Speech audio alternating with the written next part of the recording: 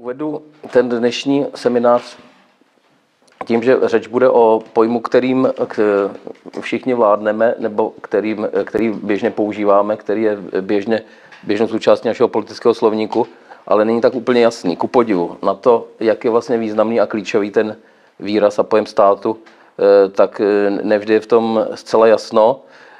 Stát, moderní stát, je něco, čemu všichni rozumíme, také protože na nás nepochybně a bezprostředně působí. Všichni jsme jaksi v moci toho státu.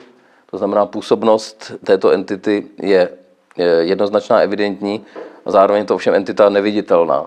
Stát není ani policie, která nám udělí pokuty. Stát nejsou ani úřady, stát není dokonce ani vláda České republiky. Stát je neviditelný, je to osoba a my se pokusíme pochopit, co se tím myslí. Tím, že stát nazýváme osobou, nebo že ho takto analyticky nejsnáze uchopujeme. Zároveň stát je něco, čeho se můžeme i bát, co má v sobě prvky jakési strašnosti. Je to představa, která je odcizující, tady jsem naznačil některé prvky, které jako nepatří do našeho běžného každodenního prožívání. Stát je spojen s násilím samozřejmě, to je to donucující moc. Slavná definice Maxe Webera, stát definuje právě donucující mocí, lépe řečeno monopolem na donucující moc. Stát je taky instituce religiózní svým původem. Ona má náboženský původ, to si málo kdy uvědomujeme a dneska je to samozřejmě překryto všemi možnými dalšími sedimenty kulturními. A zejména ten moderní stát je pochopitelný právě nejlépe jako jakýsi sekularizační projekt. Ale tím, že je sekularizační, nebo je to projekt sekularizace, tak tím znovu se nám vlastně připomíná to, že původně je náboženský. Když jde o sekularizaci, tak jde vždycky o sekularizaci od něčeho religiózního. No a konečně taky, a to si potom ukážeme na určitých citátech, má také v sobě prvky takřka teatrální. Je to divadelní záležitost, ten stát. Je to něco, co se nám předvádí. Tady ten pojem osoby, nebo ten výraz osoby, který používáme také na divadle, není některak náhodný. Takže vůči tomuhle odcizení je možné samozřejmě zaujmout různá stanoviska. Mnozí mají pocit, že stát je něco, vůči čemu je potřeba mít odstup a bát se, je potřeba se toho bát a tím pádem i s tím si příliš nezadat.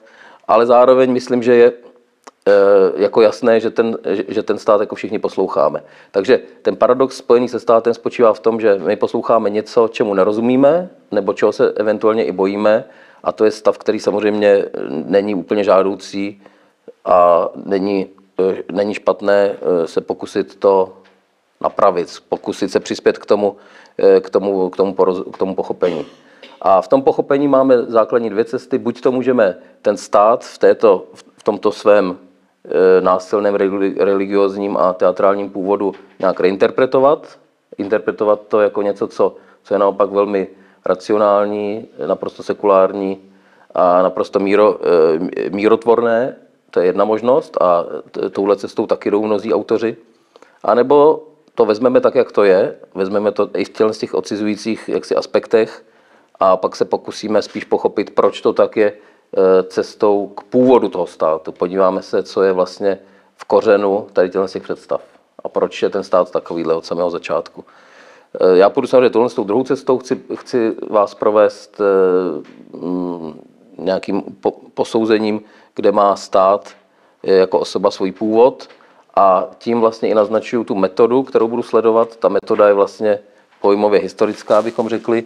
Je to prostě zkoumání historie pojmů s představou toho, že to je něco jiného než historie ideí. Historie pojmu je trošku odlišná v tom slova smyslu, že pojmy jsou někdy i nástrojem politického boje. Jo, kdo určuje pojmy, tak určuje agendu, jak se dneska říká.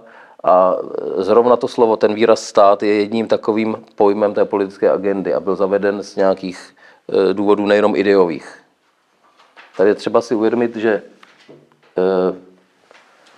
když nás zajímá konceptuální inovace, což ten stát určitě je, to je slovo, nebo to je označení nebo pojem, který nebyl od samého začátku přítomný v politickém slovníku, tak musíme sledovat nejenom jako ideje, jak se tam dospělo, nebo jaký původ má ten pojem třeba v nějakých starých koncepcích antických nebo středověkých a tak dále, což samozřejmě je taky důležitá věc, ale není to jediné.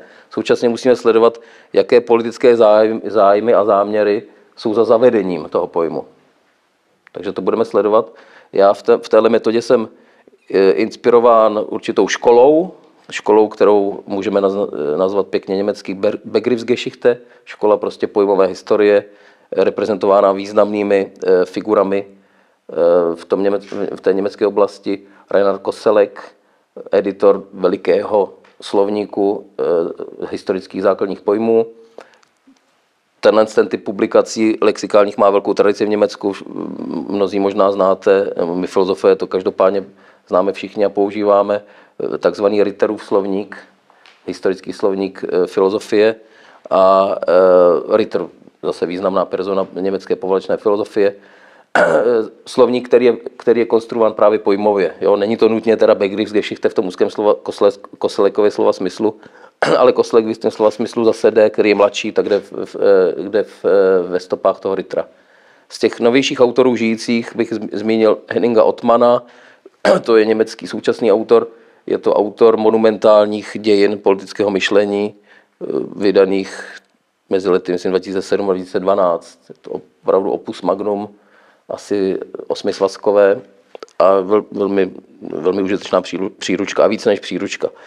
No a abychom nemluvili jen o Němcích z té anglosaské oblasti, by do téhle školy, která zkoumá utváření pojmových inovací a utváření nebo vývoj těch pojmů v tom kontextu jaksi politických bojů a politických zájmů, tak je Quentin Skinner z Cambridge profesor, myslím, že pořád ještě taky náš současník, nebo že žije, a s ním dokonce spojíme takzvanou Cambridgeskou školu dějin politického myšlení.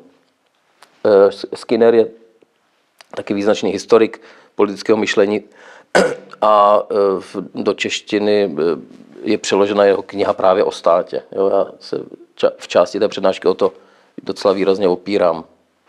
Takže Skinner. Takže to je ta metoda, dejme tomu. A začněme teda teď těmi pojmy, které máme před sebou. Byla řeč o státě, o tom to tady má být a zároveň teda Aleš Prázdný taky naznačil, že to nějak souvisí s politikou. Ta politika je tady samozřejmě taky pertinentní pojem a jde o to primárně v první řadě o to, jaký je vztah mezi těmito dvěma pojmy. Stát a politika. Existuje taková stará intuice, že mezi nimi je v zásadě ekvivalence. Politika nebo politologie, chcete-li, je věda o státě.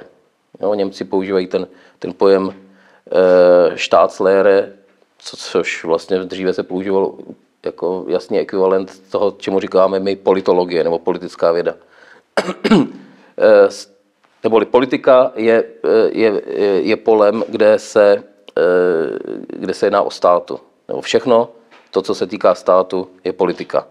Tohle je, řekněme, stará tradiční intuice, která v moderní době je napadána z toho důvodu, že stát se nezdá být tím jediným aktérem politiky.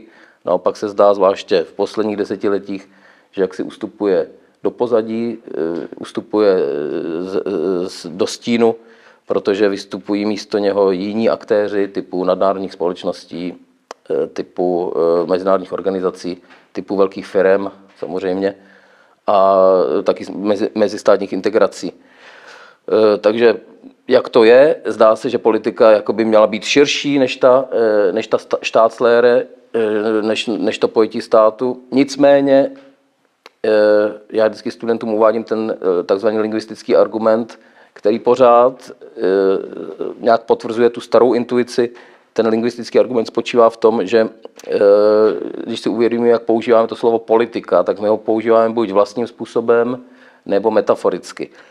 Metaforicky ho používáme většinou s nějakým negativním přídechem, když třeba hovoříme o akademické politice, nebo v politice třeba v rodinných vztazích, nebo v partnerských vztazích, o církevní politice hovoříme, že jo. A to jsou všechno vlastně pejorativní významy toho slova politika. Vždycky kritické. A tudíž vlastně jsou metaforické, nejsou vlastní, není to ten primární význam toho slova a něco nám to ukazuje. Ukazuje nám to, že když hovoříme o státě právě nebo o otázkách jaksi o státních záležitostech, tak nám jako nevadí, že se tam dělá politika, nevadí nám, že tam jde o moc a o vykonávání nějakého vlivu případně, ale vadí nám to právě třeba v těch osobních oblastech, jo? V oblastech osobního žití, nebo vadí nám to právě na institucích, kam se nám zdá, že moc a vliv nepatří, třeba na školách. Že jo? To znamená, jak si tato naše emoce toho a vlastně to, že to použití toho slova politika je nevlastní a metaforické, nepřímo naznačuje, že vlastně ta stará asociace té politiky a státu má něco do sebe. No, tak ten jazyk nám tady v tom jakoby může pomoct. Takže mně se to vlastně zdá pořád tak, že ten stát je tím pravým místem politiky a že na jedné straně sice jak si odmítáme to, aby jak si politika zasahovala do těch našich soukromých životů, ale zároveň jak si připouštíme, že tady nějaká sféra moci je a že ta sféra moci prostě vyžaduje nějaké místo, a kde se má uplatnit. A tím místem právě může být ten stát. Dobře, takže to je jenom taková jaksi předběžná úvaha o tom, jak chápat vztah těchto dvou států. Zároveň, když z těchto dvou pojmů, když hovořím o státě a o politice, tak vidíte, že používám jeden pojem, který je latinského původu a jeden pojem, který je řeckého původu, což je, myslím, taky docela zajímavý aspekt věci, protože my máme samozřejmě velkou významnou tradici klasického politického pojmosloví. Všechno se odvíjí od toho slova polis a o tom jsem tady určitě už někdy mluvil, nebo v rámci těch seminářů. Polis jako městský stát, že jo? Městský stát, který jako je státem pouze v uvozovkách, protože je právě městský. Zároveň to není ale jako úplně město, protože v tom smyslu, jak mu rozumíme dnes, to znamená taková ta zkratka těch 4 R, že jsou to ty roads, rats and raids, jo? Cesty nebo ulice, krysy, neboli musíte se starat o jaksi správu toho města, že jo? A raids, neboli nějaká prostě administrativa, dáváte někomu nějaký poplatky nebo nějaký daně. Tak ten formální typ jaksi chápání města tady není ve hře. Tohle je skutečně městský stát v tom jaksi bezprostředním prožívání těch lidí. Je to něco, co jaksi má svoji mez, svůj okraj, obnáší to nějaké vztahy, obnáší to nějaké občany. Polites, řecký občan, a obnáší to taky určitý způsob života. Že to v tom městě ani v tom státě moderním prostě nic takového není. Způsob života, co to je? No to je to, že prostě žijeme, že máme nějaký étos, že prostě žijeme dobře nebo špatně, žijeme třeba podle nějakých zásad. To je nejlépe vyjádřitelné tím řeckým slovem politeia, což překládáme jako zřízení nebo ústava. Jo? Prostě forma života, dejme tomu. Takže to je řecké myšlenkové zboží nebo dědictví. Ve všech těch řeckých pojmech a i v tom pojmu obce samé je vždycky přítomná představa prostě něčeho společného. Obec je něco společné a to, co je společné, to jsou mnohé věci, to jsou třeba právě i ty roads, že jo? Nebo ta starost o ty rats, to je taky společné, ale v tom klasickém slova smyslu je tím společným zejména nějaké dobro. To znamená, v polis a v té klasické politice jde o obecné dobro. Tím to nejlépe, nejsnáze uchopíte tím i ten charakteristický rozdíl oproti tomu modernímu politickému myšlení. Jak tady Aleš na začátku říkal, že nás bude zajímat trochu ten rozdíl, tak tady, myslím, se ho lze dotknout nejlépe. Buď vás zajímá to, co je obecné dobro, a vás to nezajímá. V prvním případě jste klasici, jste v antice nebo ve středověku, v tom druhém případě jste charakteristicky jinde, neboli v novověku. Je tam i velmi silná souvislost s nějakou přirozeností, přírodou, protože ta polis je konec konců něco, jo, to je nejlíp vidět na té Kuňce, že jo, to je taková polis typická, že takhle vypadala ta řecká obec, že to byla nějaká akropolis, že jo, prostě něco nahoře, nějaké město, které bylo ohraničeno hradbama a mělo to tím pádem tu svoji identitu a uchopitelnost, jo, prostě to je něco, co jako lze přehlédnout, na co lze ukázat, to je ono, to je ta obec, jo. A zároveň ale něco, co tak jako vyrůstá z toho kopce, že jo. Pro tohle byl velmi citlivý Heidegger, když mluvil o té řecké architektuře. Říká, že ten dorský chrám vyrůstá vlastně z té země, z té krajiny. To vlastně dotvoření té krajiny, nebo Cassirer, že jo, má ty své úvahy o tom, jak vlastně to lidské dílo dotváří ten symbolický prostor té přírody. Tak tady je to prostě nejlépe uchopitelné. A takováhle je ta obec. Ta obec je teda něco, co jako roste. A to může znamenat nejenom to, že tomu rostou hradby, ale že tam taky rostou vevnitř lidi, že jo? Nebo dorůstají do dospělosti, dozrávají. To je téma vaše, že jo? Téma vzdělávání, polis věcí výchovy. A ta výchova se řídí přirozeností, řídí se něčím, co prostě je vypozorováno z řádu toho světa. Takže to je ta řecká tradice. Poproti tomu ta latinská tradice, která je tady reprezentována na tom druhém řádku, s výrazy civitas, populus, republika, ta částečně přejímá tu starou koncepci nebo tu starou intuici. Civitas je víceméně překlad polis, je to prostě taky ta komunita vlastně, jo? Je to prostě ta obec. Už u toho slova populus v tom Římě dochází k určitému posunu, který bude důležitý i pro ten vznik toho pojmu státu. Samozřejmě Řekové mají taky démos, jo? Nebo ochlos, prostě nějaký dav, jako, ale je to tam vnímáno výrazně jaksi negativně. Jo? To jsou v tom Řecku, aspoň těmi hlavními autory, ten lid je vnímán jako něco nebezpečného pro tu politiku. V tom Římě se stává zase dochází k zásadní konceptuální změně. Ten populus se stává legitimizačním faktorem. To, co je lidu, jo, je správné a je legitimní. Proto také potom Cicero tu res publicu, což je vlastně zase překlad, Ciceronův překlad toho politeia, jo, ale samozřejmě doslova to znamená něco jiného, doslova je to věc veřejná, ale je to vlastně slovo, které on používá pro tu politeia. Tak on, když to má pak definovat, tak už to nedefinuje řecky, že je to nějaký jako způsob života. Řekové by řekli, že to zřízení je nějaký způsob života, jak jsem tady uváděl. Ale ten Cicero řekne, ne, prosím vás, to je spíš vlastně věc lidu. Res publica je res populi. Nejvýznamnější jako věta z celého Ciceronova politického myšlení. Znamená to, že ty věci, které nejsou jaksi lidu, které nemá lid v ruce, tak nejsou společné. Nejsou veřejné teda, jo? Nejsou v tomhle slova smyslu, nevyjadřují jaksi řád toho soužití. A tudíž taky jsou nepřijatelné. Neboli je to jakási implicitní už jako obhajoba role lidu v té politice a u Cicerona a tím pádem u Římanů začíná tato tradice, které potom říkáme tradice republikanistická. Ta má samozřejmě dlouhou tradici, asi o ní bude řeč taky v té druhé přednášce a je to taky významné pro konstituci toho pojmu státu. Taky to tam hrálo nějakou roli. No a oproti tomu máte teda vlastně jako latinské, ale vlastně už spíš jako vernakulární výrazy, teda, že v těch jazycích, kde už se ta latina mění v ty národní jazyky, které jsou spojené s tím slovem stát. Status, samozřejmě stav, že jo, nebo prostě status, můžeme přeložit český status. A potom tedy od toho odvozené státo, state nebo eta. My si o tom teď řekneme něco víc, ale začneme teda od toho latinského výrazu status. Mám tady něco? Ano. Ale možná to ještě trošku pozdržím. Status jinak, to je vlastně taky docela zajímavé, že v té scholasticko-tomistické tradici, nebo aristotelsko-tomistické tradici, spíš bych měl říct, že to slovo status je původně používáno jako ekvivalent vlastně formy. To znamená, když bychom nebo ekvivalent species, druhu, jo? Což vlastně by tady v této logice, z toho našeho řeckého pojmosloví odpovídalo té politeji.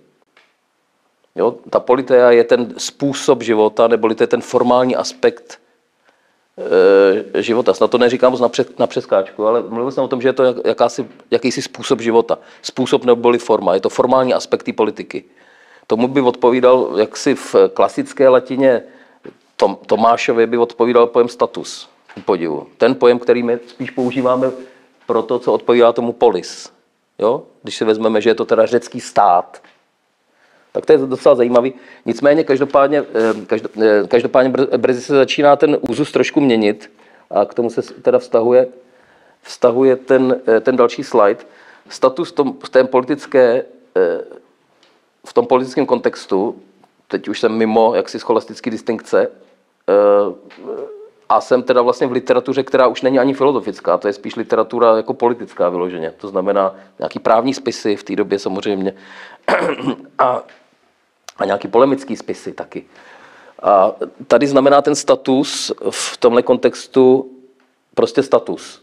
Čemu říkáme status? Statusový statek, že jo? Jsou to pořád ta stejná slova. Když někdo má prostě SUV, si koupí, že jo, tak je to status, statusová věc. A ten status je původní výraz toho slova význam toho slova stát vlastně. Je to ten majestát. Ten panovník má ten svůj status, jo? A to se projevuje v tom, že prostě když vystoupí veřejně, tak už ten jeho status působí vládnoucím způsobem, abych tak řekl. Prostě to, že se někde prezentujete se svým statusem, tak už je forma vlády. To velmi dobře jako sedí s tím SUV, že jo? Když někdo prostě tady drandí s tím, nebo si vymyslete jinou blbost, ale jo, prostě přijedete někam se statusovým vozem, že jo? Tak je to jako vlivový nástroj. Chcete vládnout. Jako z jiného důvodu to neděláte. Neděláte to proto, že se bojíte, že jako bezpečnost a tak většinou, že jo?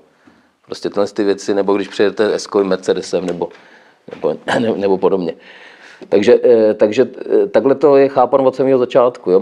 Máme v jednom zdroji máme doklad toho, jak Jan Bezemek, že jo, velmi neúspěšný anglický král celkově, ale pokouší se zadržet moře, bouři tím, že prostě si ovlíkne ten hermelín, že jo, a vystoupí proti tomu moři a jak si je exponován tomu živlu a ten jeho majestát má jak si skrotit ten živl.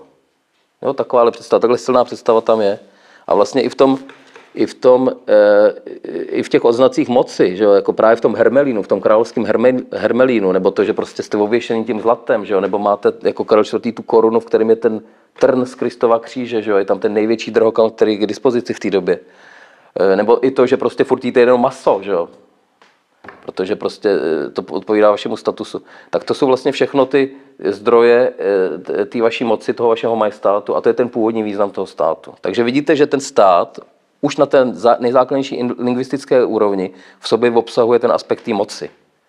Není to nic špatného, nebo prostě sem to opravdu patří, ta moc. Jo? A sekundárně potom z tohohle majestátu vlastně vlastnost toho panovníka, že jo, se to přenáší na stav toho politického tělesa, to znamená stav království primárně, že jo. A spojením těchto dvou významů vlastně se tam objevuje zase ten legitimizační prvek, ten, který tam byl v tom římském pojetí spojen s tou republika. Tady je vlastně status legitimizační. A to v tom slova smyslu, že vy musíte, když jste král, tak musíte dosáhnout toho optimálního stavu té pospolitosti. Optimus status republice, to znamená nejlepší stav věci veřejné. Že jo? A pokud tohle dokážete, tak ten majestát jako trvá. Když se vám to nedaří, když se vám prostě nedaří jako vládnout ve prospěch toho nejlepšího stavu, toho tělesa, tak vaše moc klesá, jo? Když to takhle řeknu, když to převedu na tu moc. No a odtud se odvozují samozřejmě teda ty dvě základní, a co už takový normativní jaksi aspekty, úkoly knížete, svoboda obce a zase znova to obecné dobro. Jsme pořád ještě ve středověku, to znamená, je tam pořád tenhle normativní nárok toho, když vám to kliknu zpátky, té polis. Jo? Prostě to dobré, to společně dobré. No a přicházíme k tomu autorovi, který udělal z toho výrazu státo, nebo status, ale potom teda italský státo, tam to udělal kariéru. On, jak víte, když píše Vladaře Machiavelli, tak napodobuje žánr, který je starý. A napodobuje žánr, který je v zásadě normativní, knížecí zrcadlo. Že jo? Takže vlastně ta otázka, která je očekávaná, která jakoby je v pozadí, pořád implicitně, je právě tato. Jo? Jak jednat tak, abych udržel optimus status republice. A ovšem samozřejmě, jak víte, Machiavelli tohle jako zadání, nebo tohle pozadí, tohle tradiční východisko zcela pozmění a pojme to úplně jinak. Jo? Úkolem není tedy přespívat ke svobodě a k obecnému dobru, ale úkolem je jediné, a to je zachovat to, čemu se říká státo. Mantenere lo stato, zachovat stát. A to státo tady znamená primárně zase to, co znamená v té latinské tradici, to znamená ten svůj vlastní status, ten svůj majestát. Mantenere lo stato znamená prostě zachovat ten svůj majestát. Ale tohle předpokládá nějaké kroky.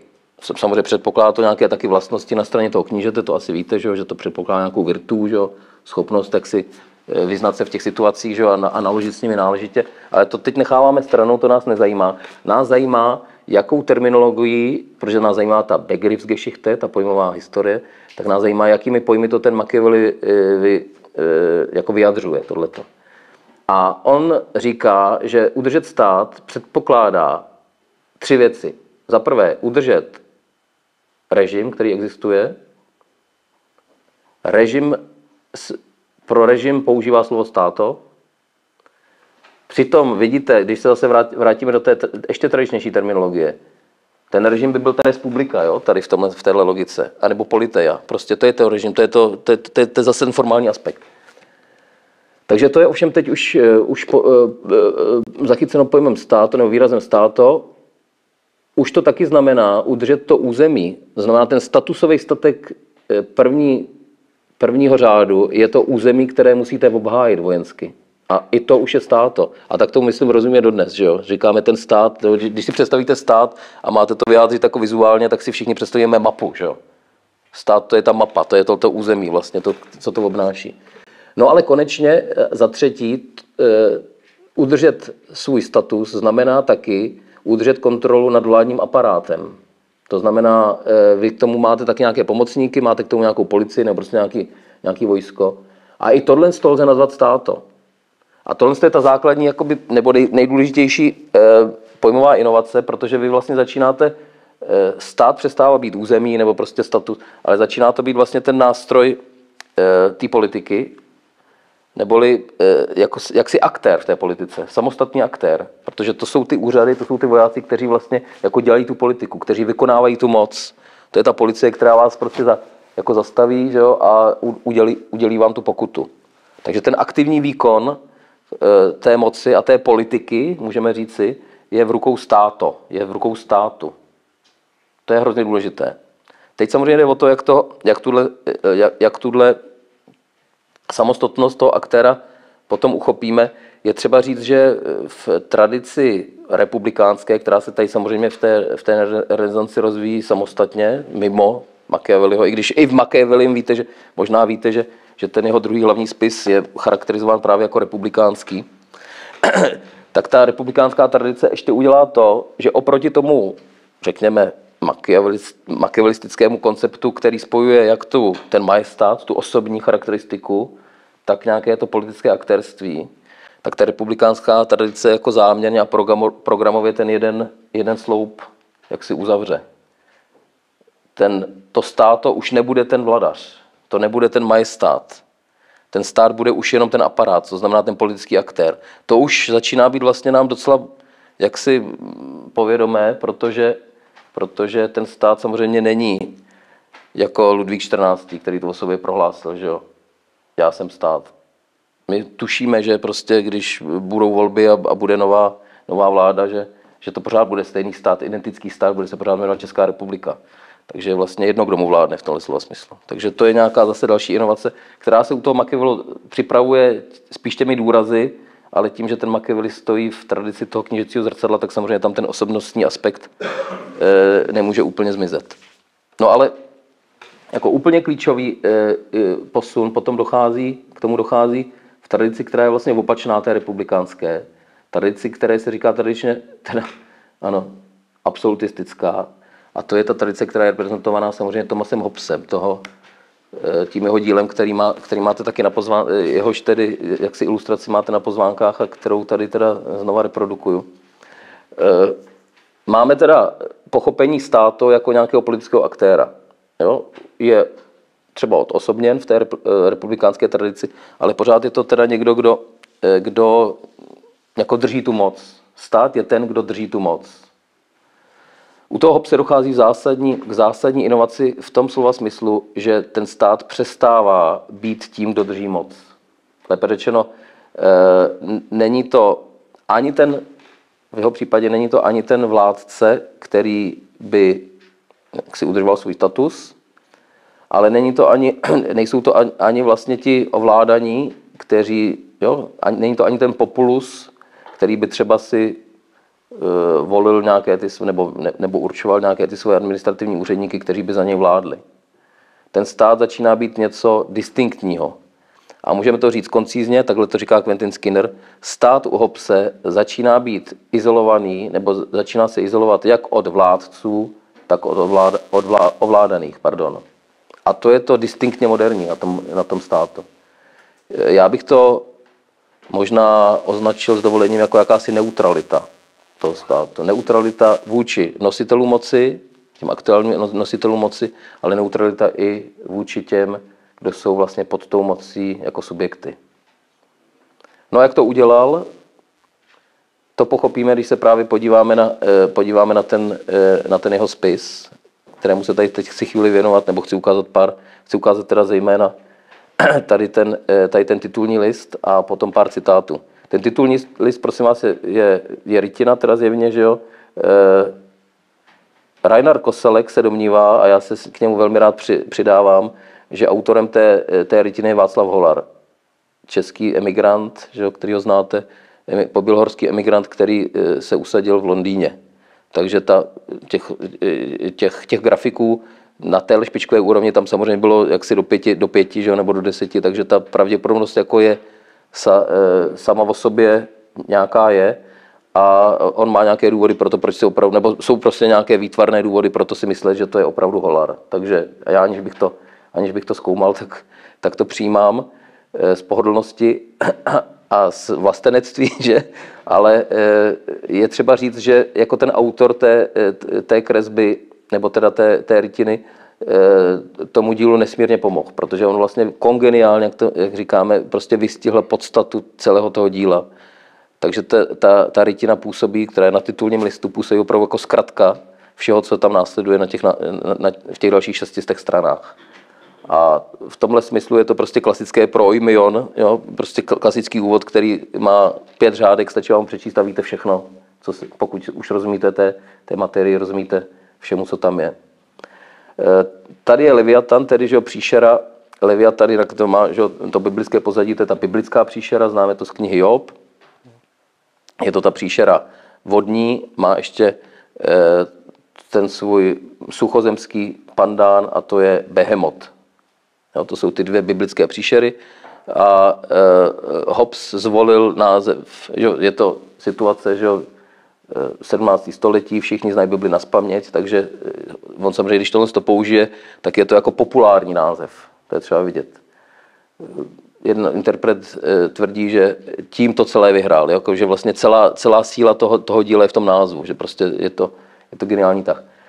Tak tady ho máme, to je ten Leviatan, já tady mám v dalším slajdu zblízka, máte to taky na těch pozvánkách. Vidíte, že je to jako osoba, ale není to přirozená osoba, je to osoba složená z jiných osob. Jo, vidíte tam to jsou malí človíčci. Všichni směřují že, pohledem k němu, to znamená, on je jako centrální tam. On směřuje pohledem na diváka, že jo? Ten pohled je dost hrůzostrašný, pokud to můžu takhle interpretovat. A ta hrůzostrašnost je samozřejmě taky dána tou jeho velikostí a také tím, co má v ruce, že on má v rukou tedy nástroje moci. Obojí jsou nástroje moci, jenom v jednom případě je to teda moc světská, v druhém případě moc duchovní. Této podvojnosti potom odpovídají tyhle 2 sloupce, které tam máte po straně, že jo? Tam máte jaksi světské odznaky a prostředky moci, máte ty duchovní, včetně nějakých tady distinkcí, že ten nejhezčí, ta 3. od zhora nebo 4. od zhora, ty vidle, to jsou ty scholastické distinkce, to je ta zbraň, že jo. A tady máte potom nějakou disputaci dole, že jo, tam máte nějakou bitvu na Bílé hoře na druhé straně. Takže to je jaksi dovysvětleno, interpretováno, co se tím myslí tou biskupskou holí a tím mečem. A je vám jasné, že je to teda jako něco nového, protože, nebo nového, je to něco, co charakterizuje ten nový anglický režim, že jo? Tam, kde vznikne, už teda před 100 lety, o 100 let dřív, ale vznikne církev, jejíž hlavou je král. Tím vlastně se nejenom se oddělí od Říma, že jo, což byl ten Jindřich VIII, ale stane se sám vlastně hlavní duchovní autoritou. Že jo. To znamená, spojí to, co bylo po celý středověk od svatého Augustína a vlastně od evangelií bylo rozděleno, to je tyhle dvě moci. Říká se, že na rozdělení těchto dvou mocí spočívá jako to nejspecifičnější na té evropské kultuře a že na tom spočívá taky ta demokracie naše, že jo, která má v sobě ten polemos, tu polemiku. To je prostě tak tradiční právě, protože že to je zakotveno už v té naší jakosi náboženské tradici. Ale tady to teda každopádně spojeno.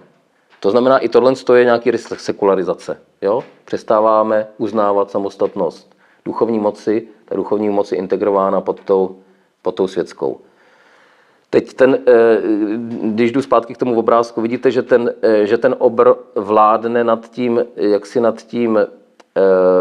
tou krajinou. Tu krajinu jaksi má ve své moci a i v tom smyslu, že samozřejmě tam může kohokoliv zamáčknout nebo prostě cokoliv tam jako, že ho způsobit, ale i v tom smyslu, že jaksi je mimo perspektivu, když si to uvědomíte. Jo?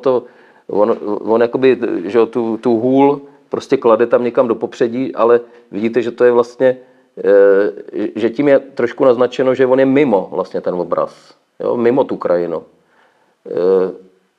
Trošku jako ten Krakonoš té pohádce, že? V 80. letech, ale ten přece jenom prostě je v té logice, že v té perspektivní logice. Tady to je mimo tu perspektivu.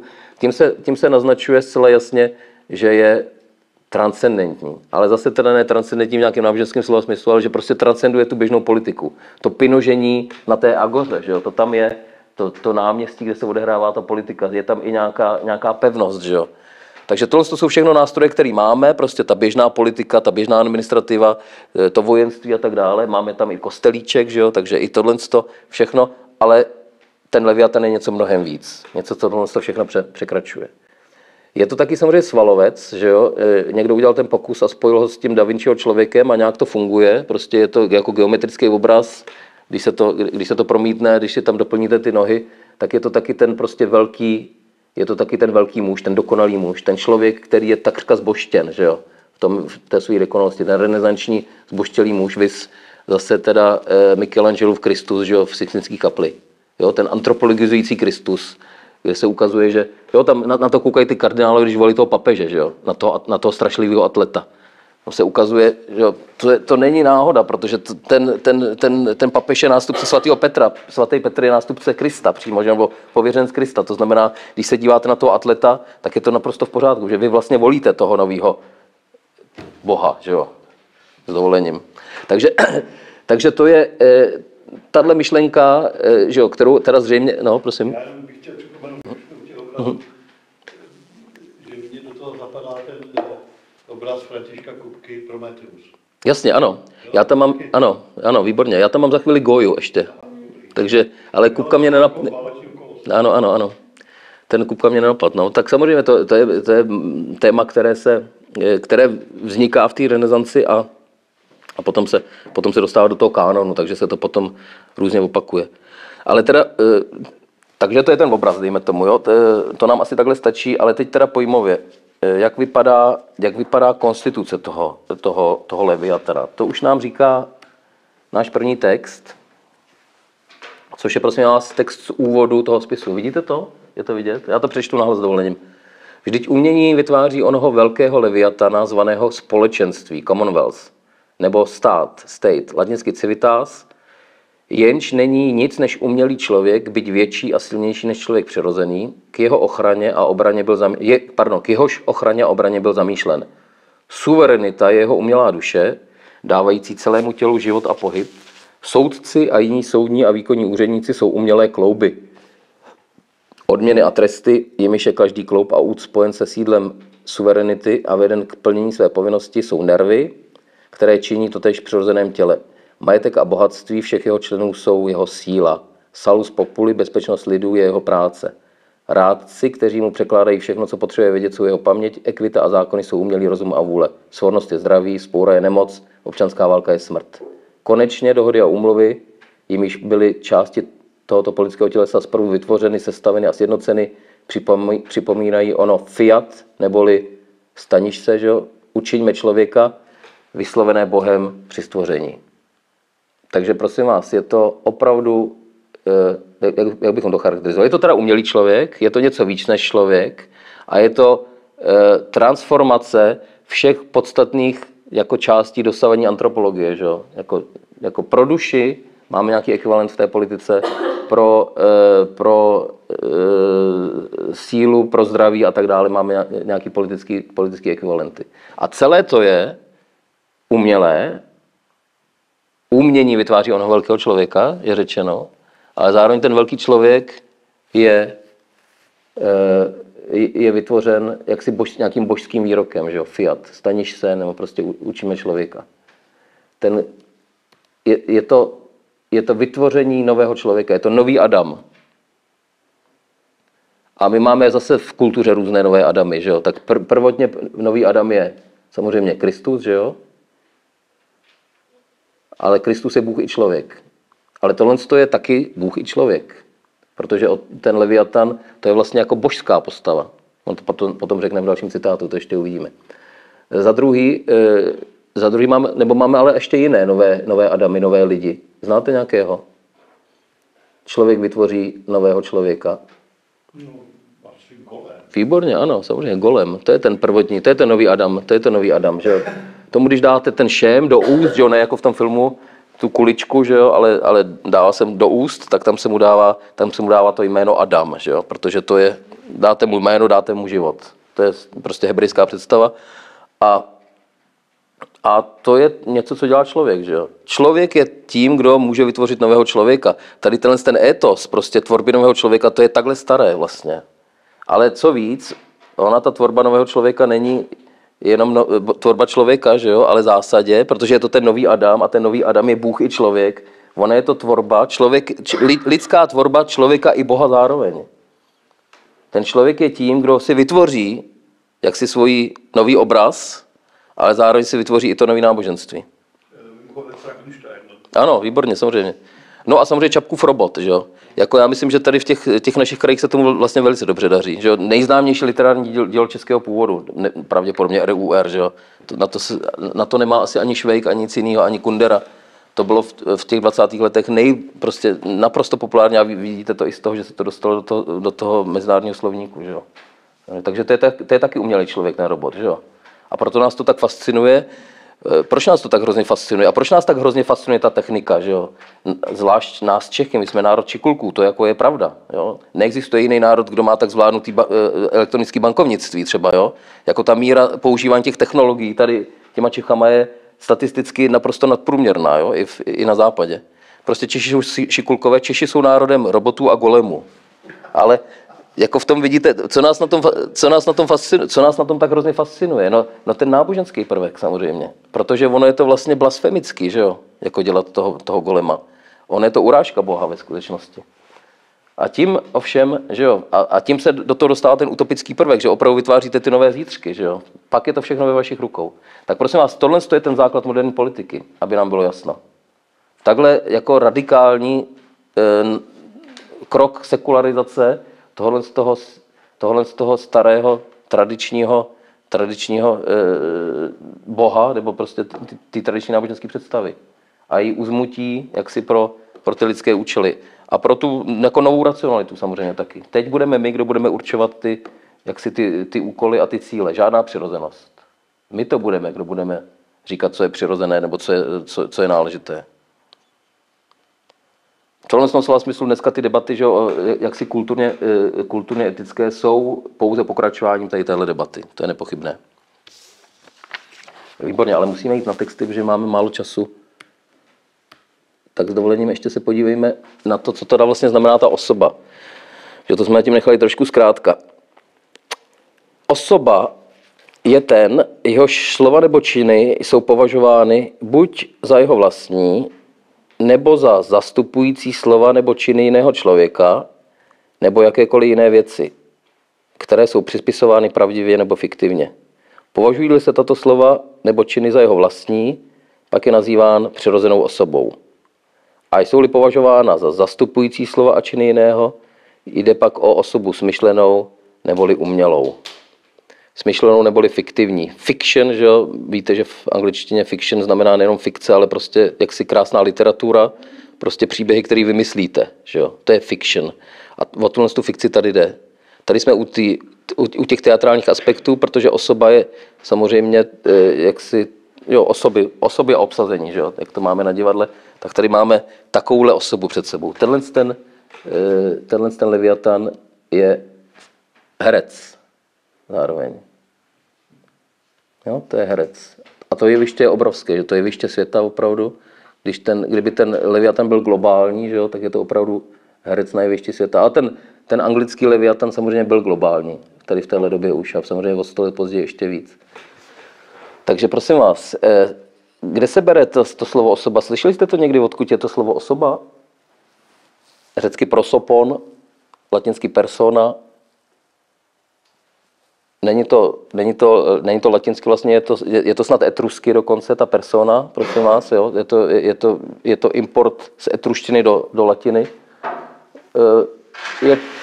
Je to původně zase teda divadelní záležitost. Prosopon je ta maska, která se používala v tom antickém divadle. Víte, že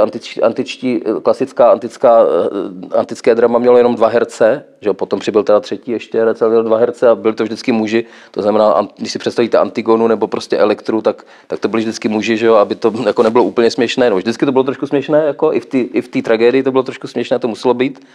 To byly ty kozlí hry, že jo, ale zároveň tam byla maska, prostě, aby jako vyjádřila to, koho ta jako fyzická osoba, že jo, a tady už to používám, protože už to umíme, koho ta fyzická osoba vlastně hraje. A jak se to dostalo do toho latinského slovníku nebo do té naší jako tradice, tak to je zase skrz trojiční nauku. Když ti první koncilní otcové prostě v Nikeji, že jo, a na těch jiných koncilech, to pan kolega zná, že jo, z religionistiky, tak uvažovali prostě, jak nazvou to složité, co je 1 i 3 zároveň, že jo. Jako úsia to není, že jo, není to substance, protože prostě podstata Boha je jedna, to je marná sláva. Takže co tomu budeme říkat, že jo, jsou to nějaké hypostáze nebo co, ale to máme zase asociováno s těmi divnými představami novoplatonskými, že jo, pohanskými. No tak si prostě normálně vypůjčíme jako pojem, který by nikoho nenapadl a který je vlastně úplně mimotný, mimoběžný, vlastně dost směšný a nedůstojný, jo. My prostě budeme těm 3 božím osobám, a nám už to teď jako přijde normálně, jo? Ale prostě těm 3 věcem, což je Bůh ve 3, budeme říkat prostě figura na jevišti vlastně, že jo? Prostě maska na jevišti. To je to. A vidíte, jakou sílu má to konceptuální rozhodnutí a ta konceptuální inovace. Jako, je to geniální v tom vyřešení toho problému, protože to se prostě fakt nedá vlastně asi říct líp, že jo? Než že jsou to ty 3 prostě osoby, ty 3 role vlastně, bych tak řekl. Jedné podstaty, že jo, a zároveň, že jo, je to teda něco, co je nějak vzhledem k nám, k tomu divákovi, že no, prostě k tomu věřícímu, prostě pochopitelné a ten divák tuší, že ta realita je ještě trošku jiná, rozumíte, jo, že to je ta maska. Jako já, když řeknu, že Bůh je osoba, nebo že prostě Bůh Otec je osoba, tak tím nevznáším tím nárok, že jsem to jako vystih, že jo, že prostě mám tu přesnou definici. Ne, já to jenom prostě metaforicky nazývám tou maskou a vím, že zatím je ještě něco jaksi mnohem složitějšího. Tam už prostě začíná negativní teologie. Tam prostě už nelze vlastně nic říct. No a prosím vás, takováhle maska, takovýhle herec, takováhle sranda je prostě ten Leviatan, jo. Jsou autoři, kteří si myslí, že to ten Hobbes jako v téhle době už opravdu myslí jako vtip. Ono i ten Leviatan, ta biblická osoba vlastně už teda postava byla tehdy vnímaná jako něco vlastně jako atavistického, zastaralého, že jo. Takže možná je to celý vtip, ale geniální. Protože on je přesně tím, čím je ta boží osoba pro toho věřícího, nebo čím je ta maska na tom divadle. On je něčím, co vlastně je fiktivní, co není, co nemá realitu v tom slova smyslu, jak si té přirozenosti. Přirozeně to není, ten stát, ale je reálný. A ta realita je daná tou fikcí. No, fikce není opozitum reality. Ta fikce má svoji realitu. Ta fikce má svoji skutečnost. Tím opozitem je přirozenost. Proto je to tedy stát umělý, samozřejmě. No a co ještě musíme vědět, musíme si doříct teď tu metaforiku, poslední citát ještě na tom slajdu, slova a činy některých umělých osob vlastní ti lidé, které zastupují, pak je tato osoba aktérem a ten, kdo jeho slova a činy vlastní, je autorem. A v tomto případě aktér jedná na základě autority. To je úplný for. Tady vlastně jako popisuje situaci fakt na divadle, že jo. Někdo to napíše, tu hru, a je autor, a někdo tu hru hraje a je to aktér. Ale actor, jak víte, že jo, v angličtině znamená taky herec. Takže ten Leviatan je herec autora, kterým jsme my sami. My jsme ti autoři, kteří napsali tu hru, tím způsobem z toho sepsání té hry je společenská smlouva. My jsme pomyslně sepsali společenskou smlouvu, tím jsme se stali autory toho aktéra, neboli toho herce. A ten herec jedná. A tady přichází ta největší pointa, a to je skutečně geniální. Když ten herec jedná na tom divadle, tak ten autor s tím nemůže naprosto nic dělat. Ten sedí mezi těma divákama a jenom se modlí, aby to ten herec neskazil. A to je přesně situace vztahu mezi občanem a státem. Ten stát se vůbec tomu občanovi za nic nezodpovídá. Ten prostě jedná.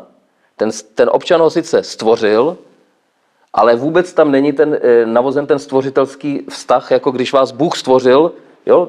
Jako v náboženském kontextu, když vás Bůh stvořil, tak je to váš naprostý pán, absolutní pán, může vám klidně říct, obětuj svého syna, svého jednorozeného syna, že jo? Ale tady vám to říct nemůže. To je prostě jako Bůh, ten člověk se stal Bohem, který stvořil Boha, který je mocnější než on a s kterým on nic nesvede. Jediná drobná chyba, nebo nedostatek, nebo jak řekne potom Carl Schmitt ve své geniální interpretaci Hobbesova Leviatana, jakási rýha nebo průrva, je ta, že jakože to autorství se prostě nedá jako odiskutovat. On ten autor prostě nakonec vždycky si přijde na své, a to v tom, že sice ten stát jak si jedná úplně samostatně, bez jeho vůle, ale nesmí zpátky jak si ovlivnit negativně to, proč byl vlastně ten stát stvořen. A ten byl stvořen, a to teď už jdu jako trošku do hloubky té teorie. Ta společenská smlouva byla sepsána, protože ty lidi se bojí. Oni se bojí prostě té všeobecné války všech proti všem a v té situaci toho všeobecného strachu oni přistoupí na to, že omezí svoje práva. A tím, že omezí svoje práva, tak je vlastně můžou delegovat a delegují je právě na toho Leviatana. Tím ho vytvoří.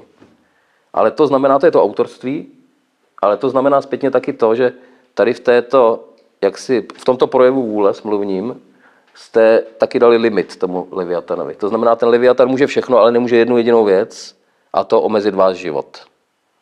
A to je teda upřímně řečeno stát dost na houby. Jo? Takový stát, který nemůže... To znamená stát, který tady vznikal, a já můžu říct, že je to stát moderní, a nejenom moderní, ale vlastně liberální.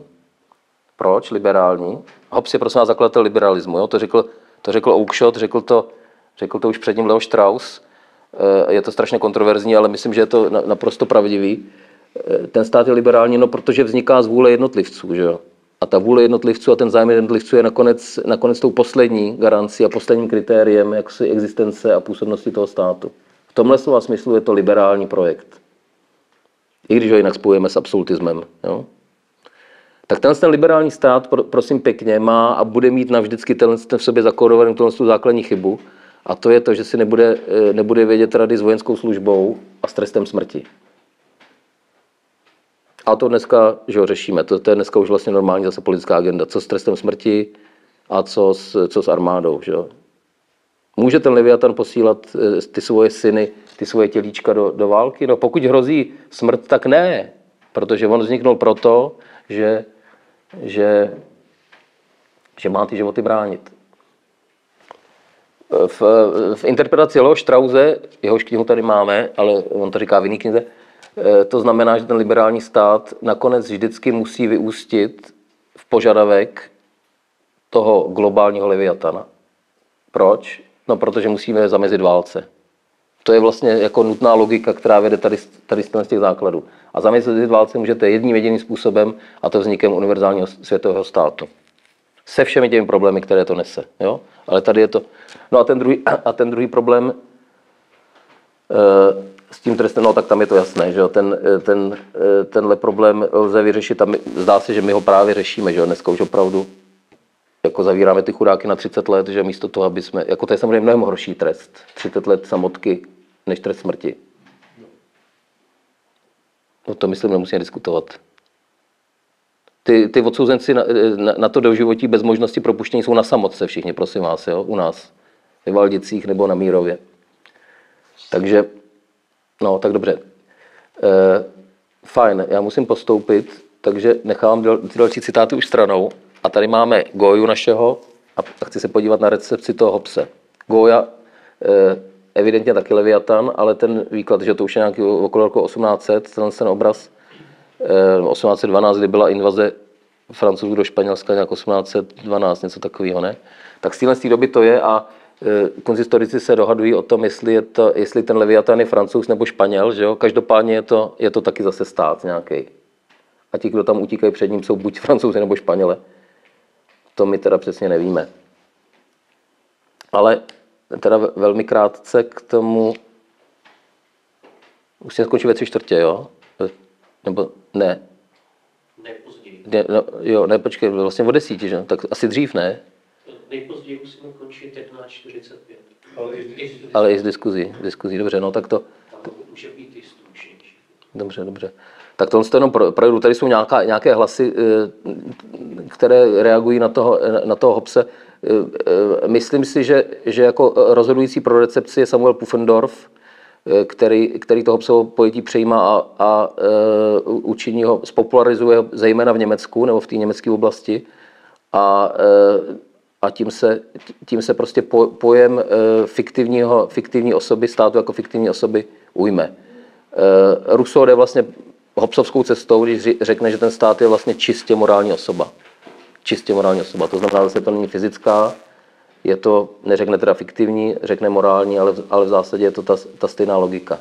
Pak jsou nějaký liberálové, že jo, jako teda myslím ti liberálové v tom úzkém slova smyslu, jako John Milton, podle něho ta fikce znamená, že je to velká nula, že jo, což taky je jako interpretace, nebo to je taky jako trefa svého druhu, stát je velká nula, no samozřejmě, že on není vlastně, že jo, v jistém slova smyslu.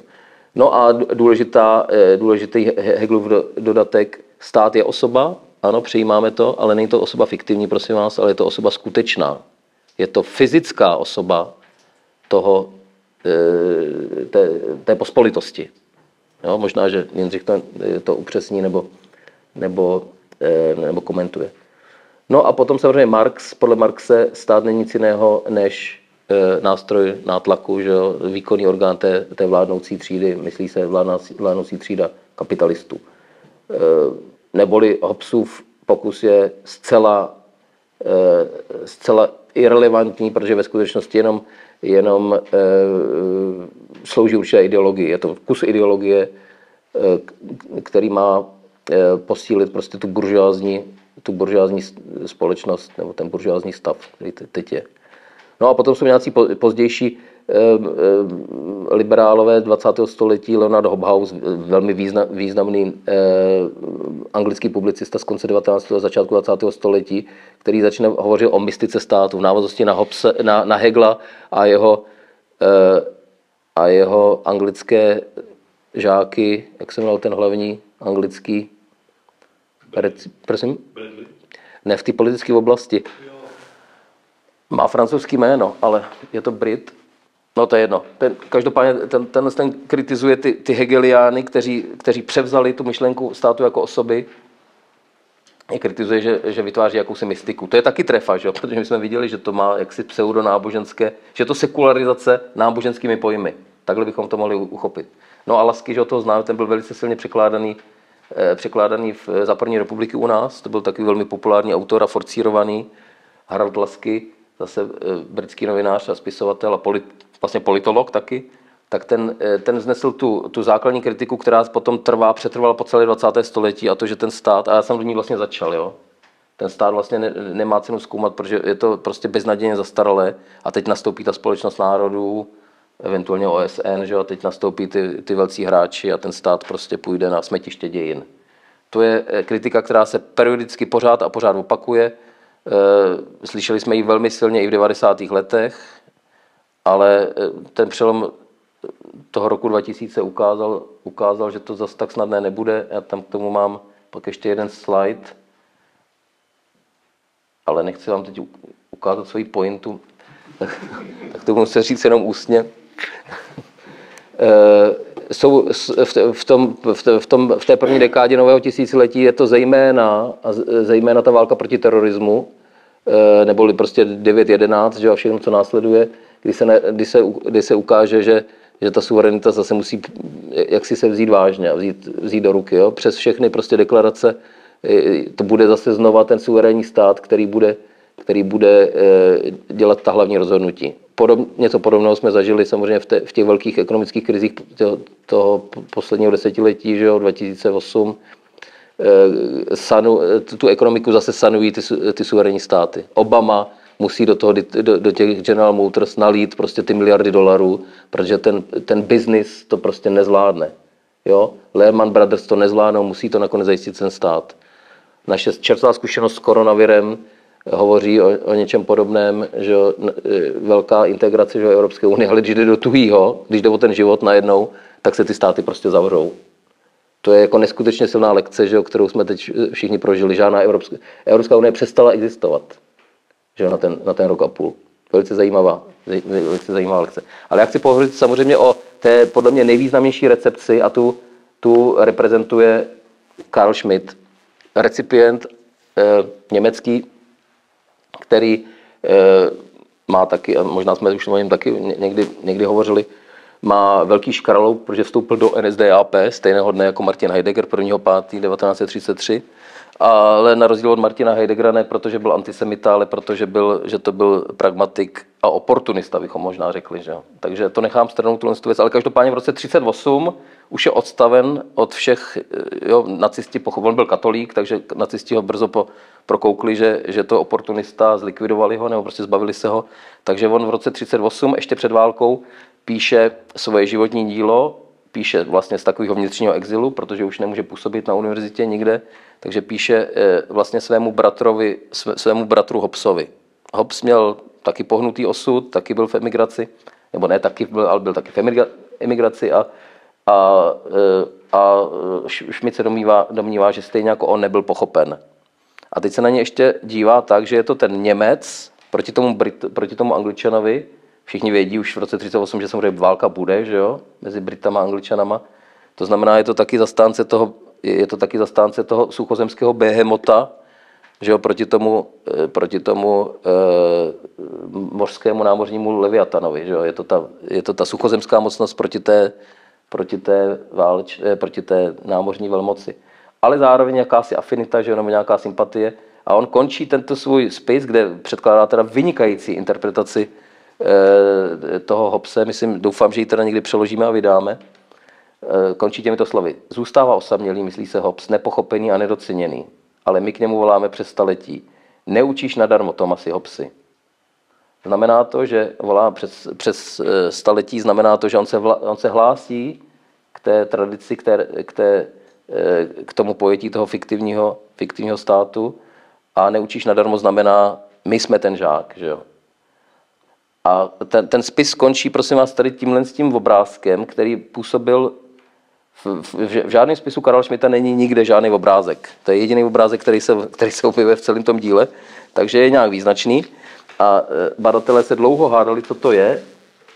Zvláštní je tam hlavně ta hlava, že jo, která je jako nějaká ryba had, že jo, ale ta hlava je zvláštně jako vyvrácena nahoru, že jo. Doufám, že to nikdo nezná, aby mi nevzal pointu.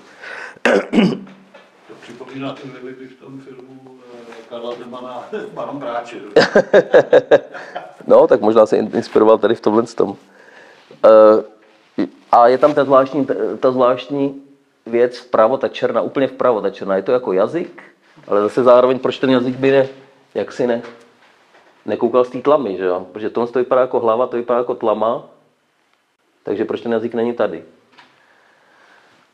A ten testament spočívá v tom, že tohle je citát, ale neúplný citát. A je to prosím vás citát nikoli z Hobbese, ale je to citát ze středověkého lexikonu nebo nějakého kodexu, který napsala žena, Herrera von Landsberg. Jmenuje se to Hortus Delicarium. Byla to nějaká abatyše, prosím vás, okolo roku 1130, jo, prostě ženy autorky 1130. To je velice pozoruhodný. Já tady mám překlep.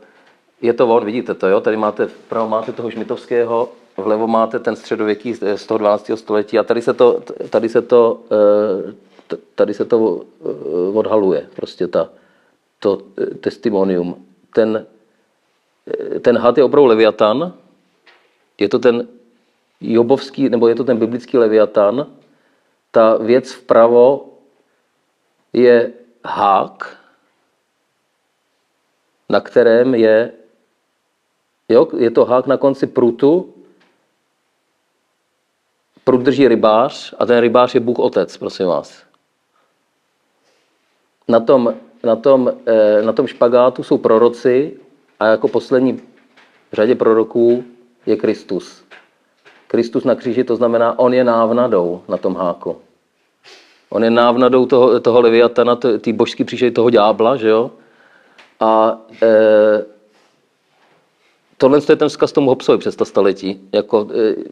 Ve skutečnosti je to tak, že toho Leviatana jak si porazíme, ale prostě tím nástrojem je teda návrat k tomu původu. Jo? Ta pointa je náboženská. Leviatan bude poražen, ale bude poražen v tomhle slova smyslu. Je zajímavý taky samozřejmě, jako ta metafora toho rybáře taky strašně zajímavá, Platon to používá, že jo. A konec konců v evangelích to taky máte, že jo. Petr je rybář lidí, že jo. Ale co je to za rybáře? Jak loví evangelijní rybáři? Máme, že jo, nebo máme ten příběh o velkém bohatém rybolovu. Oni neloví na údici, že jo.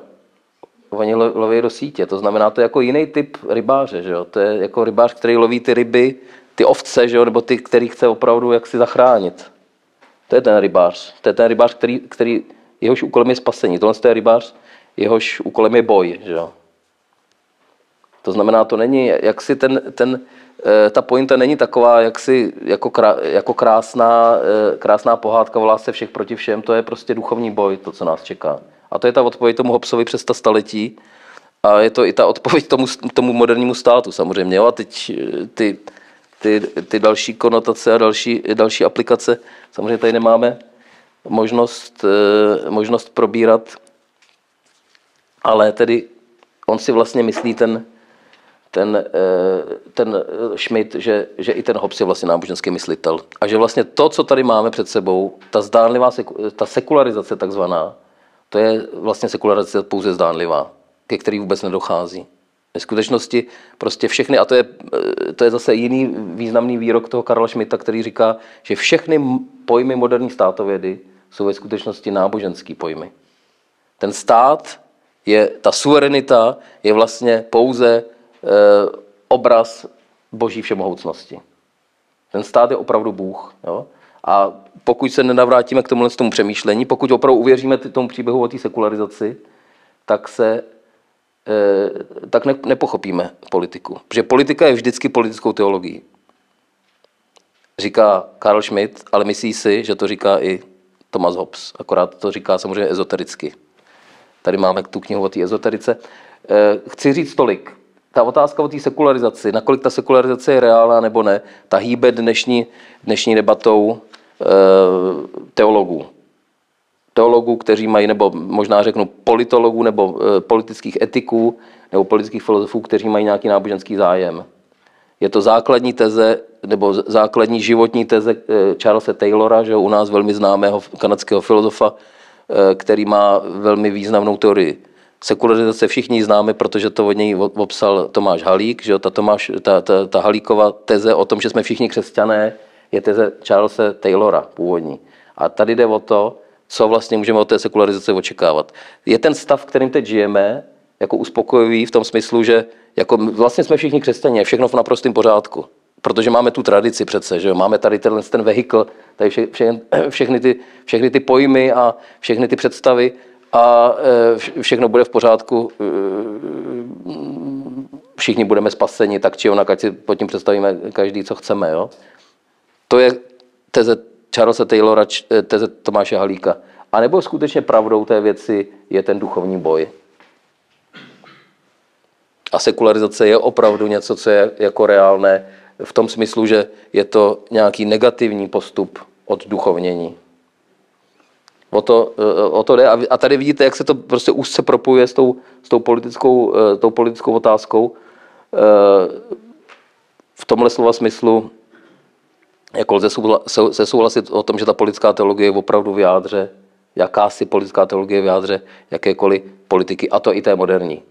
Takže zpátky k úvodu, a tím to uzavírám, ta kontinuita nebo ta revolučnost toho novověkého typu politického myšlení je jenom relativní.